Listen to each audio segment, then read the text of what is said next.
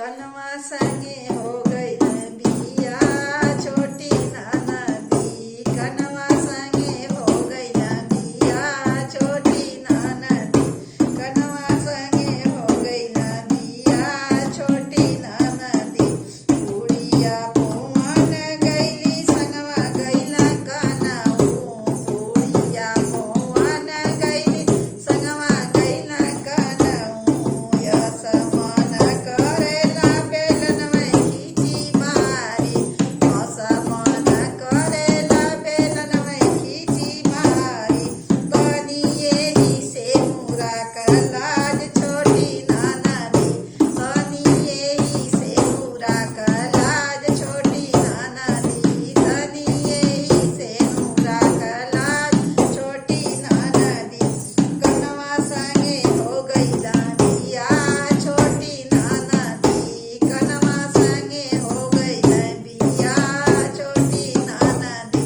कनवा संगे हो गई बिया छोटी ननदी। पानिया भरन जाई संगवा गईला कनऊ।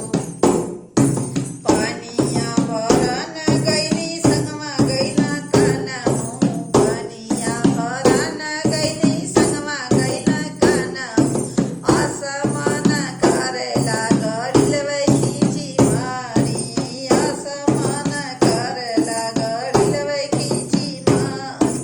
तनी यही से नूरा कलाज छोटी ननदी। तनी यही से नूरा कलाज छोटी ननदी। तनी यही से नूरा कलाज छोटी ननदी। कनवा संगे हो गई बिया छोटी ननदी।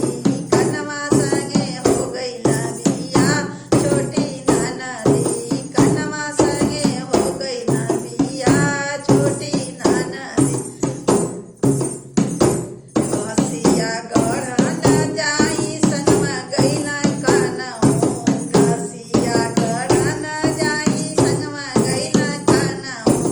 घसिया गढ़न जाई संगवा गईला कनऊ। आसमान करेला खुरपिया खींची मारी। आसमान करेला खुरपिया खींची मारी। तनी यही से मुरा कलाज छोटी ननदी।